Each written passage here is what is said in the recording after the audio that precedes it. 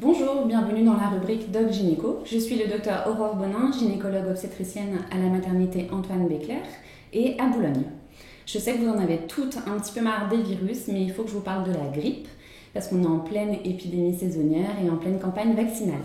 Et en plus, vous êtes nombreuses à avoir beaucoup de questions sur le sujet. Qu'est-ce qui se passe quand on a la grippe enceinte ? Tout d'abord, rassurez-vous, la majorité du temps, ça se passe très bien. Enfin, ça se passe bien. Vous avez la grippe, mais il n'y a pas de conséquences. Cependant, selon le terme de la grossesse, il peut y avoir différentes complications. Au premier trimestre, du fait de la forte fièvre et des crampes musculaires, ça peut provoquer une fausse couche. Plus tard dans la grossesse, vous pouvez avoir des contractions pour lesquelles il faudra consulter aux urgences. La plus grave des complications est la surinfection pulmonaire qui survient au deuxième et troisième trimestre de la grossesse. C'est dû au fait avec votre bébé qui comprime complètement vos poumons, vous ne pouvez plus ventiler correctement et la grippe se surinfecte. Dans ces cas-là, vous êtes hospitalisé. Qu'est-ce qu'on peut faire pour éviter tout ça ? Tout d'abord, les gestes barrières que vous connaissez par cœur, je ne vais pas tous vous les rappeler. Et enfin, vous faire vacciner. On peut se faire vacciner de la grippe enceinte et je vous conseille fortement de le faire. Le vaccin de la grippe est un vieux vaccin. On le fait en France pour nos femmes enceintes depuis 2012. Donc on a vraiment beaucoup de recul sur ce vaccin et il n'y a vraiment aucun problème pour votre bébé. C'est un virus qui est inactivé, qu'on vous injecte en une fois au début de l'épidémie, donc à peu près au mois d'octobre-novembre.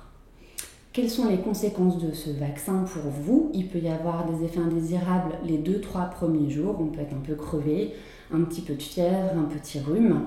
Et dans ces cas-là, ça passe.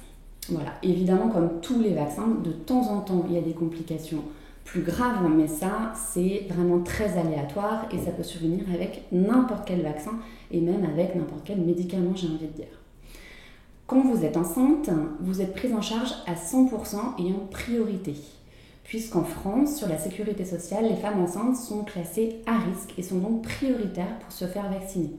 Ce d'autant si vous avez des maladies chroniques telles que le diabète, l'hypertension, de l'asthme, un surpoids qui pourrait aggraver la situation si vous avez la grippe.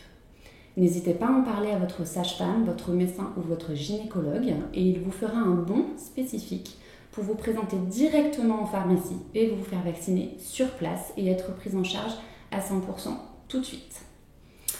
Si jamais vous avez la grippe enceinte, il faut vous rendre aux urgences, si possible avec un masque pour éviter de contaminer les autres personnes présentes. On vous fera un test pour être bien sûr que c'est la grippe et pas une autre maladie qu'il faudrait traiter différemment. On vérifiera votre fonction respiratoire et surtout si vous n'avez pas de contraction et que le bébé va bien. On peut vous donner du Tamiflu enceinte. Qu'est-ce que le Tamiflu ? C'est un médicament qui va réduire la quantité de grippe, de virus dans votre corps et qui va atténuer vos symptômes et surtout la fièvre et les myalgies, donc les douleurs musculaires. Il faut savoir que l'utérus est un muscle. La grippe provoque des crampes musculaires et donc des contractions. Donc ce Tamiflu est très efficace s'il est donné assez tôt après l'apparition des symptômes. On pourra vous donner aussi du Doliprane pour lutter contre la fièvre et les douleurs partout dans le corps, du Spasson pour éviter les contractions ou d'autres médicaments si vous êtes à un terme plus avancé de la grossesse. Si vraiment vous présentez une difficulté respiratoire et un mauvais taux d'oxygène dans votre sang, on peut être amené à vous hospitaliser quelques jours afin de vous surveiller et de vous mettre sous oxygène.